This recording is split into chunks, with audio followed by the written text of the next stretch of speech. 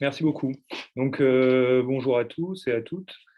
Moi, je suis Mathieu Boudard, donc je suis psychiatre au sein du pôle interétablissement d'addictologie et je travaille plus particulièrement au XAPA de Charles Perrin. Et moi, comme il a été dit précédemment, je suis Jean-Marc Alexandre. Je travaille aussi au centre hospitalier Charles Perrin. C'est dans le laboratoire de recherche CNRS 34S SAMPSI, dans l'équipe addiction du professeur Oriacoumbe. Donc, on va vous présenter une étude qui a été réalisée avec le laboratoire SAMPSI et en partenariat avec l'Université de Columbia et de la mairie de Martignas, qui s'appelle l'analyse par la théorie des réponses aux items des critères DSM-5 du trouble de l'usage des jeux vidéo sur Internet adaptés aux troubles de l'usage d'écran, une étude dans un échantillon suburbain. Donc, cette étude s'intéresse à l'usage d'écran et à un potentiel trouble de l'usage des écrans.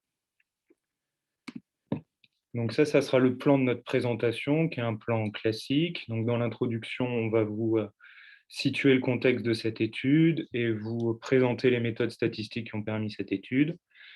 Ensuite, on vous présentera donc les résultats et on discutera de ces résultats et on montrera les perspectives de cette étude. Donc tout d'abord, qu'est-ce qu'un écran? Un écran, c'est une interface entre un observateur passif ou rendu actif et une source infinie et permanente d'émotions, d'images, de connaissances et de stimulation comportementale. Donc les écrans, ça nous aide dans la vie de tous les jours pour ce qui est de l'accès aux connaissances, mais aussi de la communication et aussi de l'accès au divertissement. C'est pour ça que leurs utilisations sont en nette augmentation. Alors, cependant, il a été démontré que l'utilisation d'écran est associée à des complications somatiques comme des troubles du sommeil, des troubles visuels, mais aussi une association avec un surpoids. Il a été aussi démontré une association avec des pathologies psychiatriques comme des symptômes dépressifs et des idées de suicide. On sait qu'une addiction ou trouble de l'usage, c'est une perte de contrôle d'une source de gratification, qui peut être une substance ou un comportement. Beaucoup d'activités faites sur écran sont gratifiantes, alors est-ce qu'on pourrait évoquer un trouble de l'usage des écrans? Dans la littérature, il y a eu beaucoup d'études qui portaient sur des types d'écrans ou sur des types d'activités faites sur écran, comme par exemple l'addiction aux réseaux sociaux, le trouble de l'usage du smartphone, l'Internet addiction, l'addiction aux médias de l'écran et l'Internet gaming disorder. Alors, je vais m'attarder un peu plus sur l'Internet gaming disorder parce qu'en fait, il a fait son apparition dans la section 3 du DSM-5 en 2013. Donc, la section 3 du DSM-5, c'est la section pour les pathologies qui nécessitent plus d'études pour rentrer à proprement parler dans le DSM-5. En 2014, Petri et ses collaborateurs ont réuni un consensus d'experts qui encourage l'utilisation des critères de l'Internet Gaming Disorder pour réaliser des études ultérieures. On peut voir que dans les pathologies qu'on a citées auparavant, donc l'addiction aux réseaux sociaux, le smartphone use disorder et l'addiction aux médias de l'écran et l'Internet Gaming Disorder, elles ont toutes comme point commun qu'il y a comme média un écran. Alors on s'est posé la question de savoir si c'était possible de regrouper toutes ces pathologies au sein d'une même pathologie qu'on appellerait le trouble de l'usage des écrans. Alors, je vais vous présenter les critères de l'Internet Gaming Disorder. Il y en a 9. Pour avoir un Internet Gaming Disorder, il faut plus de 5 critères au cours des 12 derniers mois. C'est des critères qui sont inspirés du Gambling Disorder. Donc, c'est des critères qui ressemblent aux critères du trouble de l'usage, sauf qu'il n'y a pas le craving et il n'y a pas le critère de temps passé, et qu'il y a en plus le critère de dissimulation assez proche et le critère de préoccupation.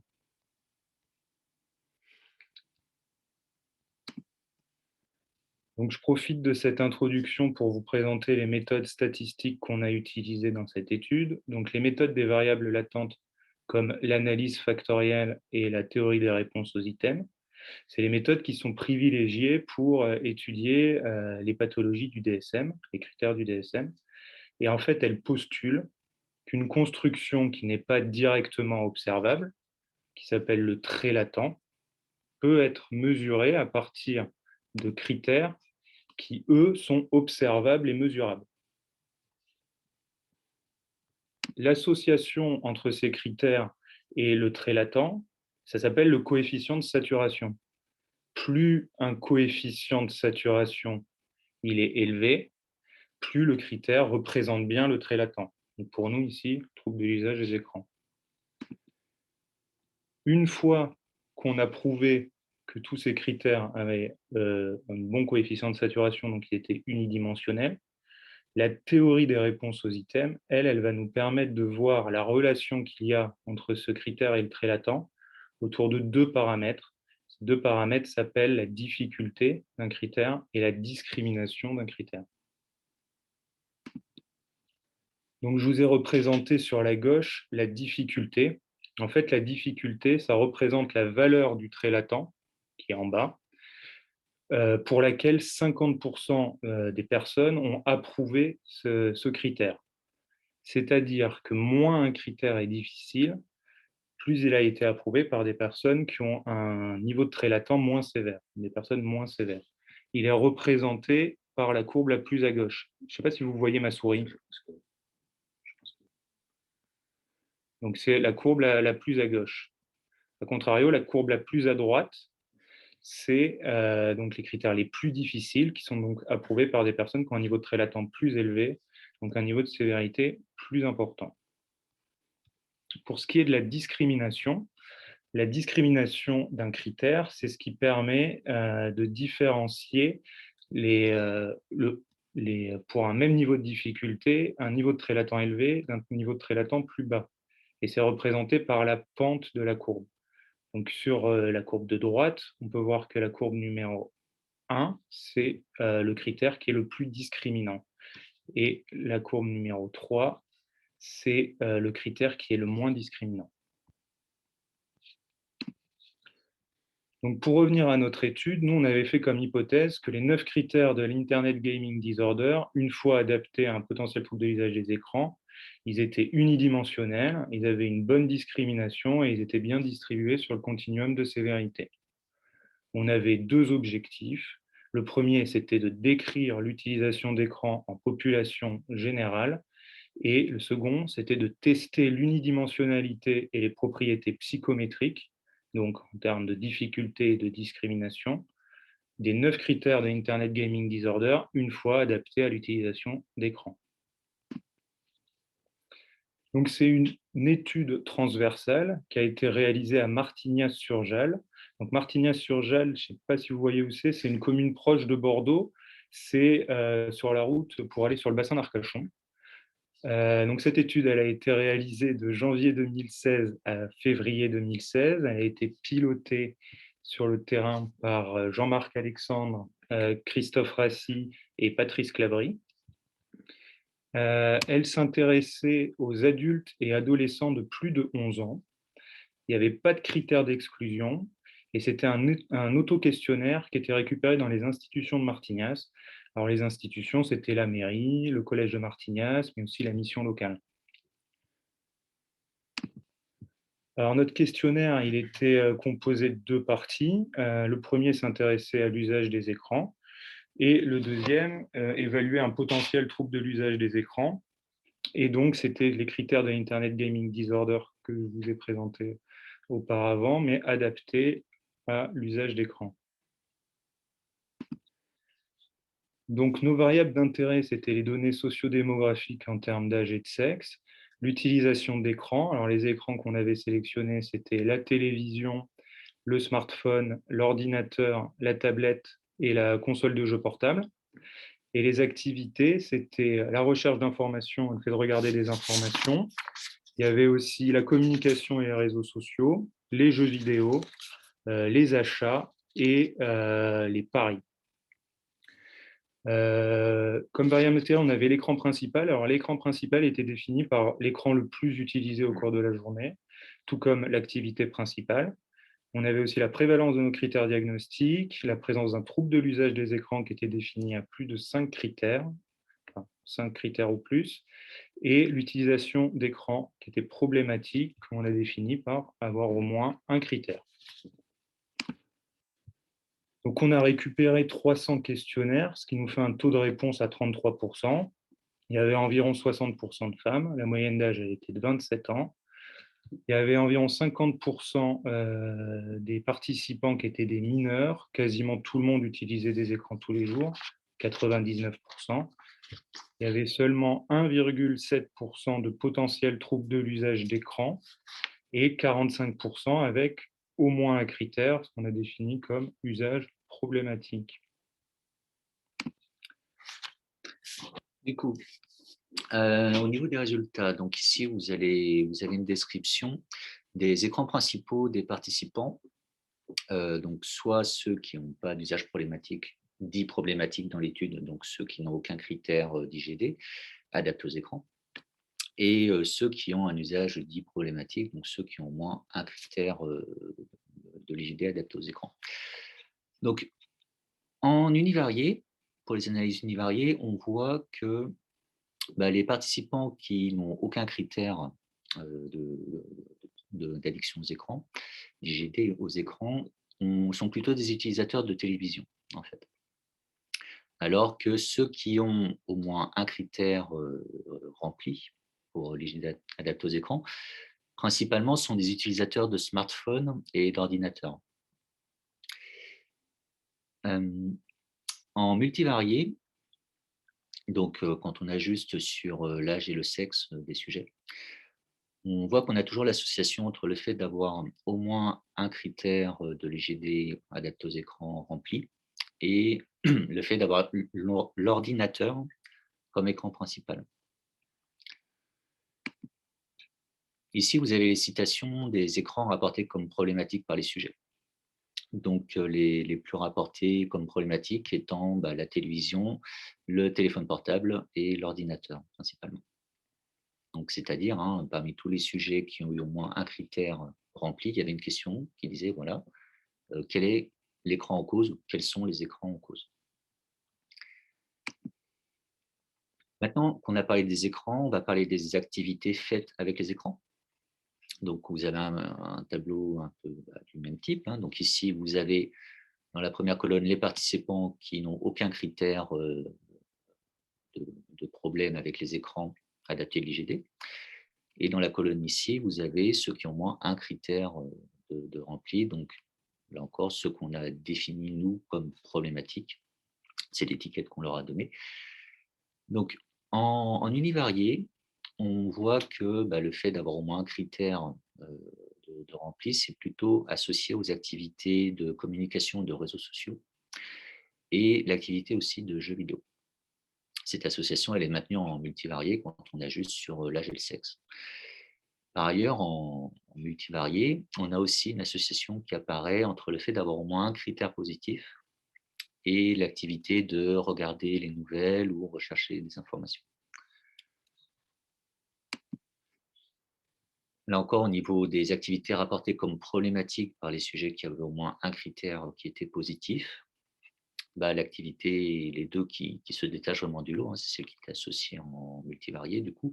Donc la communication, les réseaux sociaux, les jeux vidéo, donc chacune soit 36%, 31%. Et puis après, en retrait, vous avez ici, là, regarder les nouvelles, rechercher les informations qui sortent aussi en multivarié.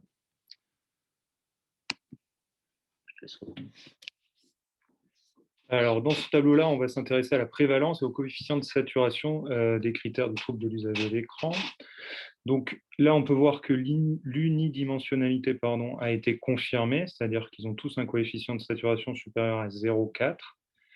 Il y a des coefficients de saturation qui sont même plutôt élevés.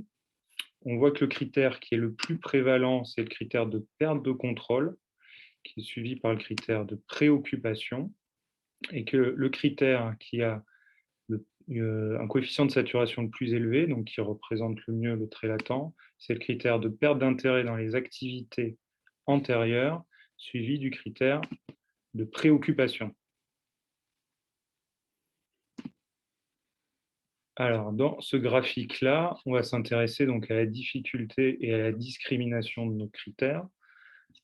Donc, on peut voir que c'est le critère de préoccupation qui est le critère le moins difficile. Donc, pour rappel, c'est le critère donc, qui est approuvé par les personnes qui ont un niveau de stress latent moins important, donc les personnes moins sévères. Il est suivi par le critère de perte de contrôle et par le critère de perte d'intérêt dans les activités antérieures. A contrario, les critères les plus sévères, les plus difficiles, pardon, donc qui sont approuvés par les personnes qui ont un plus haut niveau de trait latent, donc plus haut niveau de sévérité, c'est les critères de sevrage et les critères de tolérance. Pour ce qui est de la discrimination, on voit que c'est le critère de préoccupation qui est le plus discriminant, suivi par le critère de perte d'intérêt dans les activités antérieures. Donc la discrimination, c'est-à-dire que ces critères-là permettent mieux de différencier les personnes avec un bas niveau de trait latent, donc moins sévère, des personnes avec un haut niveau de trait latent, plus sévère. Et à contrario, c'est le critère de perte de contrôle qui est le moins discriminant. Donc on a pu voir dans cette étude que quasiment tout le monde utilisait des écrans tous les jours, 99% de notre population, qu'il y avait 50% de nos participants qui avaient un usage problématique, mais seulement 1,7% qui avaient un potentiel trouble de l'usage des écrans. On a pu voir qu'il y avait des différences entre les sujets avec au moins un critère et ceux sans critère pour ce qui est des activités et des écrans principaux. Donc, on a pu voir que les écrans principaux en univarié qui sortaient pour les personnes qui avaient au moins un critère, c'était smartphone, ordinateur, et qu'en multivarié, c'était que ordinateur. Et pour les activités principales qui ressortaient, c'était jeux vidéo, réseaux sociaux. Nos critères étaient bien unidimensionnels. Donc, on a pu voir que le critère de perte d'intérêt et de préoccupation, c'était nos critères qui étaient les moins difficiles, et préoccupation d'ailleurs qui était le plus discriminant, ce qui nous laisse suggérer qu'il pourrait y avoir un avantage de ces critères-là pour détecter les troubles précoces, c'est-à-dire avant d'arriver dans des pathologies plus graves, parce que le critère de tolérance et de sevrage, vu que c'est des critères très difficiles, ça laisse à penser que c'est des critères qui sont donc validés un peu en dernier, qui sont peut-être peu pertinents pour déceler des troubles précoces. Alors, notre critère de perte de contrôle, lui, il était peu discriminant, donc ce qui nous laisserait dire que ça ne serait pas adapté, ce qui nous questionne, parce que c'est un critère central en addictologie. Cependant, il a été remontré dans des études sur l'Internet Gaming Disorder, où vous avez fait de l'IRT aussi, que ce critère était peu discriminant. Les études de Chivinsky et de Kirali. Il y avait des limites à notre étude. Il y a eu 101 questionnaires qui ont été exclus parce qu'ils n'étaient pas bien remplis. On avait une proportion d'adolescents importante et statistiquement plus importante que la population générale de Martignas. On n'a pas pu comparer les critères IRT en fonction des sous-groupes parce qu'on n'avait pas assez de puissance. Et il n'y avait pas le critère de craving, parce qu'en fait, le critère de craving n'est pas à la base dans l'Internet Gaming Disorder. Donc, en conclusion, on a pu voir que l'adaptation de ces 9 critères de l'Internet Gaming Disorder à un potentiel trouble de l'usage des écrans, ça a une bonne validité psychométrique. Donc, on a pu voir aussi que, donc, vu qu'il y a des similitudes entre les activités faites sur l'écran, un outil qui était plus large pouvant les englober, cliniquement, ça pourrait être utile. Ça nous permettrait de ne pas avoir un test pour l'addiction à Internet, un test pour l'addiction au smartphone, un test pour l'addiction aux réseaux sociaux, mais un outil plus large qui les engloberait tous. Cependant, on a besoin d'études supplémentaires pour déterminer la place du type d'écran dans une potentielle addiction aux écrans. On a pu voir qu'il est possible que tous les critères de l'Internet Gaming Disorder n'aient pas leur place dans un trouble de l'usage des écrans, comme par exemple la tolérance et le sevrage. Et il serait intéressant, dans de prochaines études, d'investiguer le critère de craving, ce que nous sommes en train d'essayer de faire. Je vous remercie pour votre attention. Juste pour précision, parce que je crois qu'on ne l'a pas dit. Donc, le taux de réponse de l'enquête à Martignas était de 33. 33%. Ok. Ok. Ouais. Donc, ça représentait 6% des Martignaciens, en fait. Au niveau des remerciements, bah, c'est important pour nous de remercier Charlotte Cavran qui nous a Ouais, qui nous aidés a à aidé faire pour les les analyses analyses pour IRT. l'IRT. Charlotte qui devrait faire un RIDA au cours de l'année, normalement. C'est le prochain, je Donc crois. voilà, restez connectés. Et remercier aussi Fuchsia qui nous a aidés, notamment pour les analyses multivariées. Voilà. Euh, donc, Ben, par merci. rapport à vos. Merci. Et par rapport à vos questions, nous sommes tout à fait prêts à vous entendre.